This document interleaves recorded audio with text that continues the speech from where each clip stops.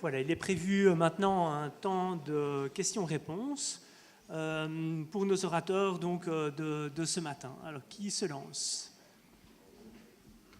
Eric, je peux te demander de distribuer? Oui, c'est bien.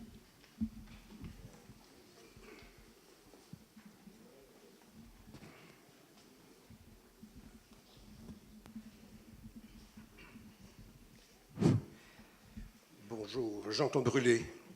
Je vais rebondir sur ce que vient de dire avec brio exposé Maître Berthe, mais je me demande si elle ne perd pas de vue, et c'est peut-être osé ce que je vais dire, que finalement cette procédure simplifiée n'est pas un procès.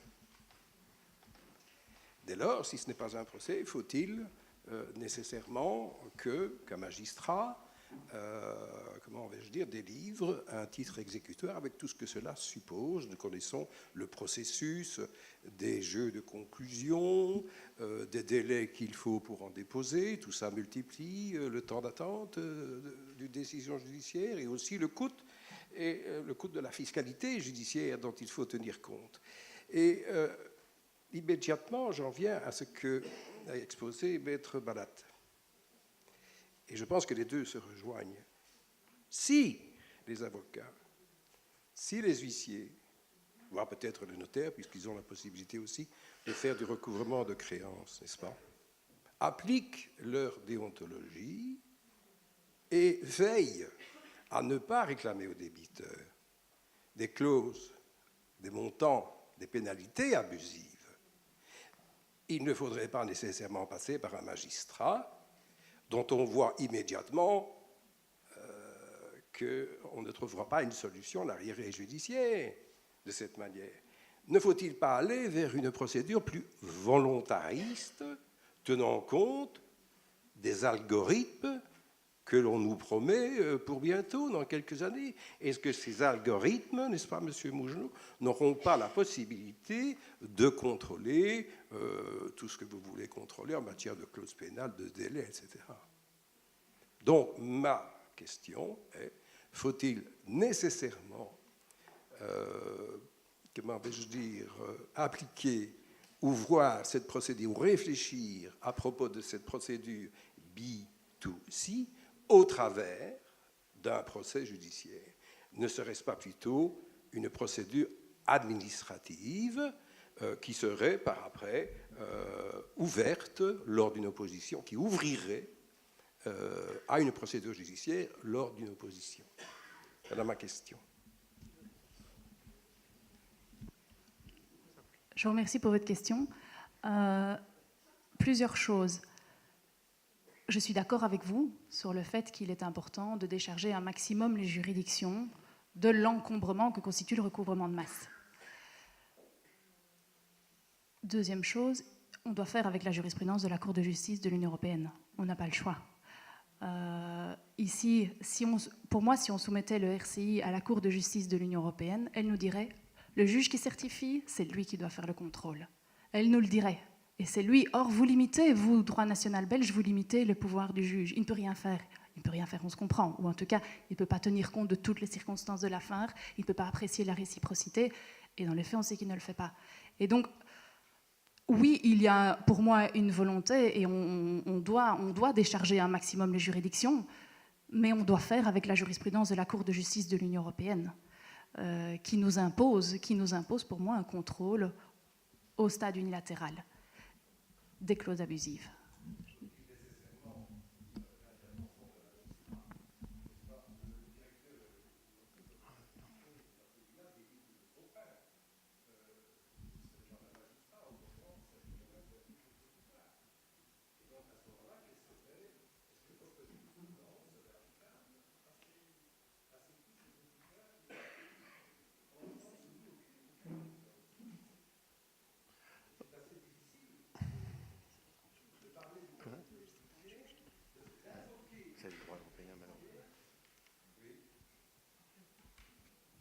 Procédure judiciaire pour essayer de justifier ou de contrer une procédure qui est administrative.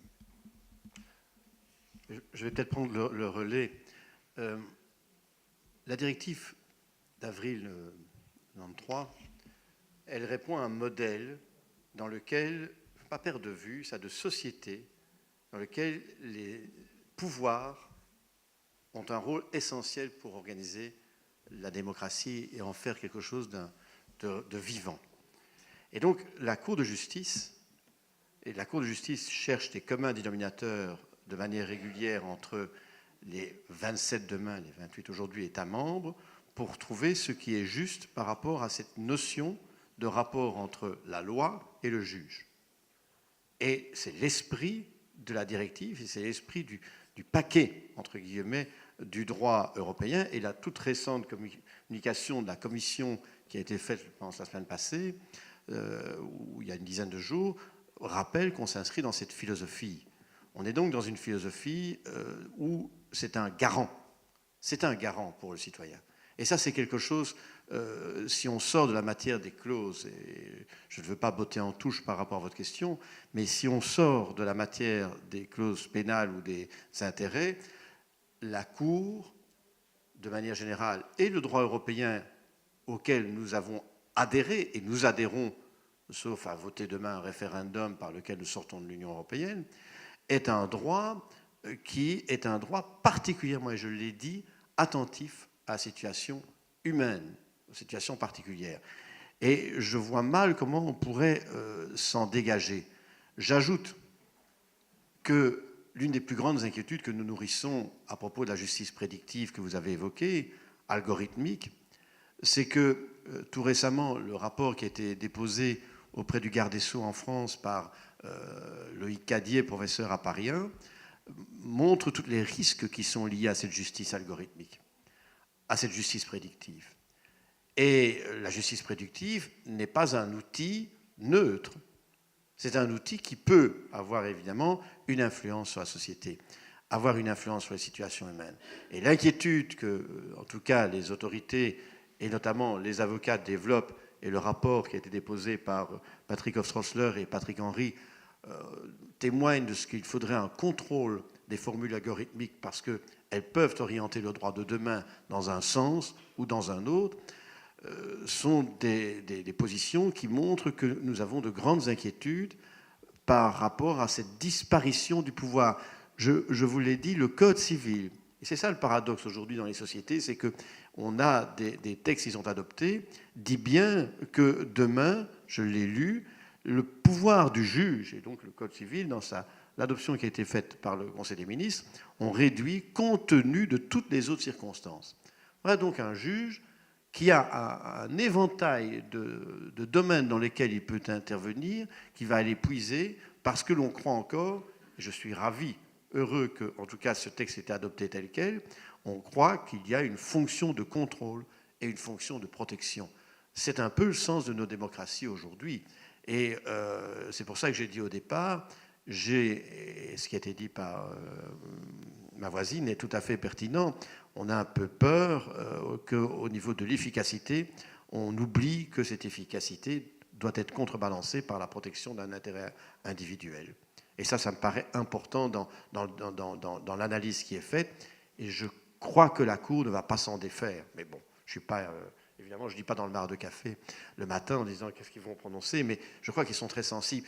Eux, ils doivent également tenir compte de toute la situation avec des régimes politiques fort différents. Et ça, c'est quelque chose qu'on ne doit pas oublier. Nous avons des systèmes qui sont aboutis, mais il y a des systèmes qui sont moins aboutis parce que l'histoire est celle-là. On ne change pas du jour au lendemain la pratique judiciaire d'un État qui a vécu pendant quelques décennies dans un système beaucoup plus autoritaire, même s'il y a des modifications qui ont été apportées. Un dernier mot, parce que vous évoquez également, vous faites un appel à la déontologie des avocats et des huissiers. Donc, en quelque sorte, vous appelez de vos voeux une sorte d'autorégulation du marché. Et ici, c'est le magistrat commercialiste qui parle et pas l'auteur. J'ai 19 ans d'expérience en tant que magistrat dans un tribunal de commerce. J'ai vu passer dans ma carrière des milliers et des milliers de citations. Je peux vous dire que cette autorégulation, elle ne fonctionne pas, ou en tout cas très partiellement.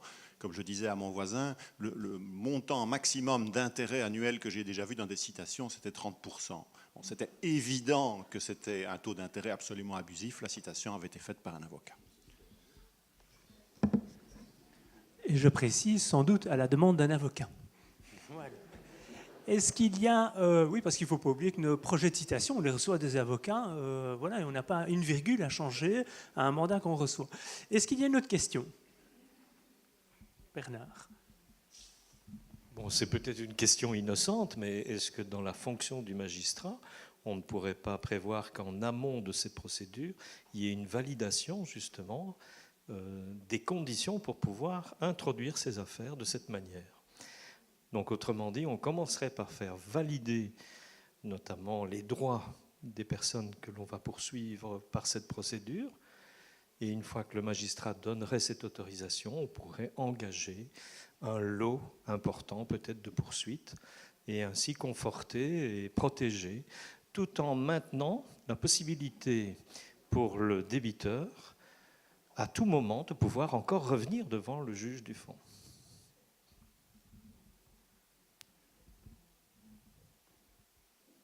Il y a actuellement une solution qui est sous-utilisée, sous-exploitée par les entreprises, c'est la commission des clauses abusives. Elle peut donner un avis sur des conditions.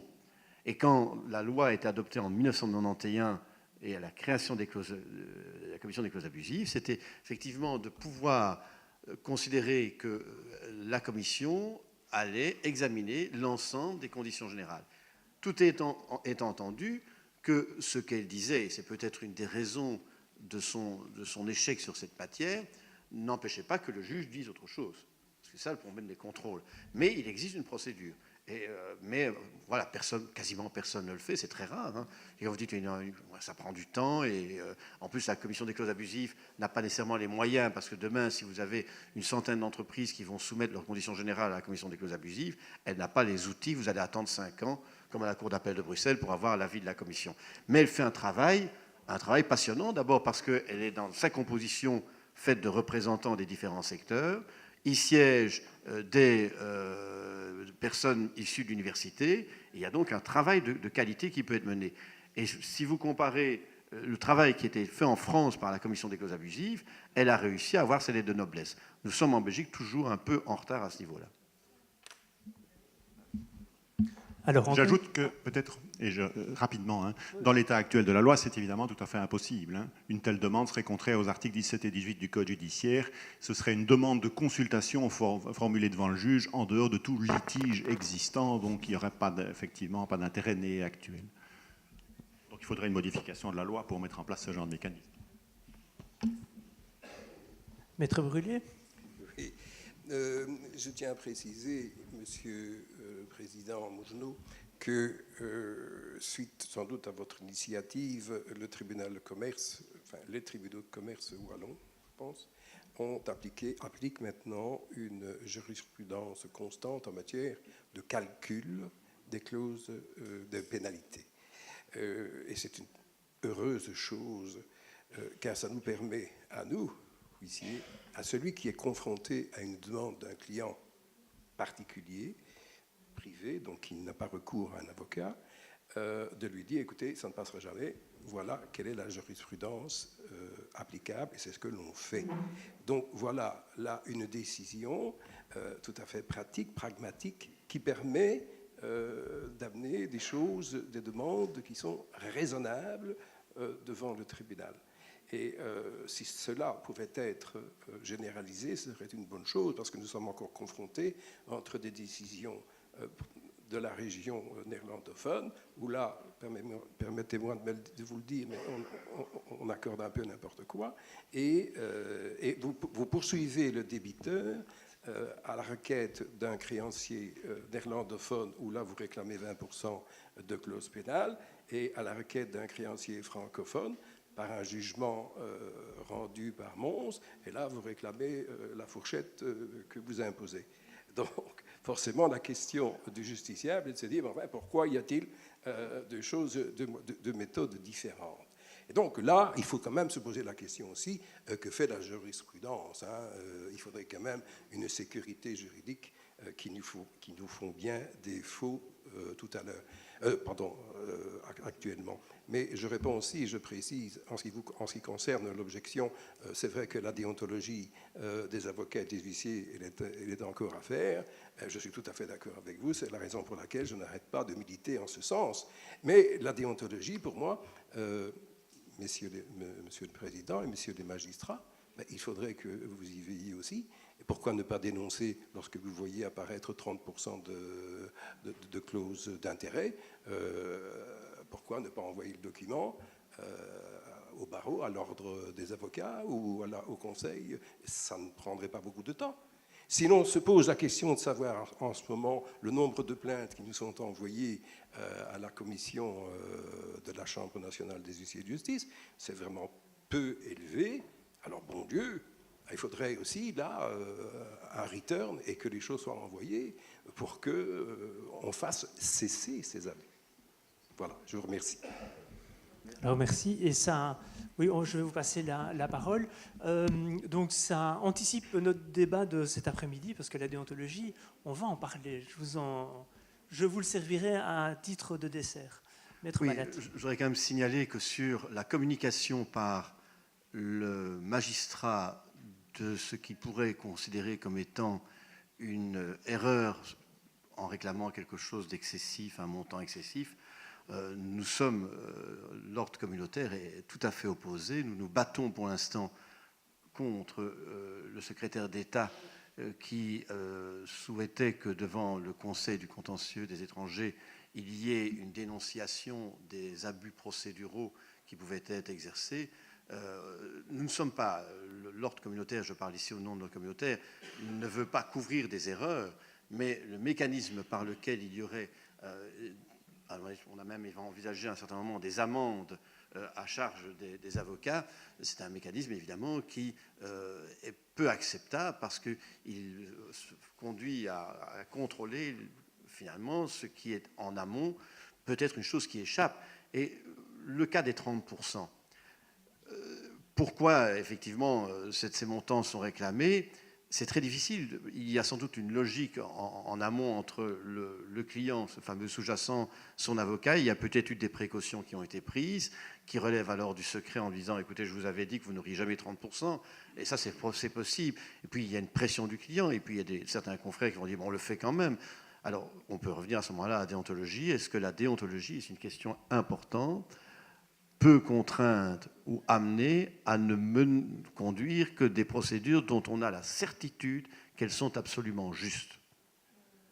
Nous savons que lorsqu'un procès est mené, il y a parfois des aléas. On ne va pas réclamer n'importe quoi, mais qu'il y a des aléas, et c'est ce qui fait progresser les jurisprudences. Et par ailleurs, parfois, il y a des choses qui font défaut. On n'a pas l'information tout de suite. Donc je crois que sur cette question, sur la déontologie qui pourrait être un facteur de contrôle en amont, c'est très délicat aujourd'hui et personnellement, et je vous rejoins tout à fait, je préfère de loin un système dans lequel on peut avoir un mécanisme de contrôle qui est exercé par le juge avec les moyens qui sont indispensables pour qu'il puisse mener correctement ce travail. Ça, c'est une autre question dont j'ai déjà pu m'entretenir d'ailleurs avec Dominique Mougenot. Voilà, oui, tout à fait, je vous en prie. Dans le prolongement de ce que vient de dire M. Balat, je crois que, avec toute l'admiration que j'ai pour le barreau, mais il faut pouvoir traquer aussi les abus, je trouve que ce serait très intéressant de compléter l'article 866 du Code judiciaire. Lorsque des procédures sont abusives ou déloyales par le fait d'un officier ministériel, il peut être condamné à des dommages d'intérêt. Et je pose la question, pourquoi est-ce que ça ne peut pas être étendu, le cas échéant à l'avocat, moyennant des conditions très strictes? Je pose la question. C'est une très bonne question qui va clôturer nos débats. Ben oui, malheureusement, l'heure, c'est l'heure. Donc, nous allons maintenant passer au déjeuner. Alors, nous avons 100 personnes qui sont en bas dans le foyer et 83 personnes, dont les invités qui sont là où nous avons eu la pause café. Voilà, donc ne vous ruez pas ni en haut ni en bas. De toute façon, il y a des places pour tout le monde. Le tout, c'est que s'il y a plus de place en bas, allez en haut, tout simplement. Ça va ? Voilà, je voulais terminer quand même en remerciant nos orateurs de ce matin, parce que je pense qu'il y en a malheureusement l'un ou l'autre qui vont devoir nous quitter cet après-midi. Mille merci en tout cas de nous avoir éclairés et j'espère que ce sera aussi le début d'une collaboration. Enfin, pour certains, nous collaborons déjà ensemble, mais ce sera l'occasion sans doute de continuer. Merci.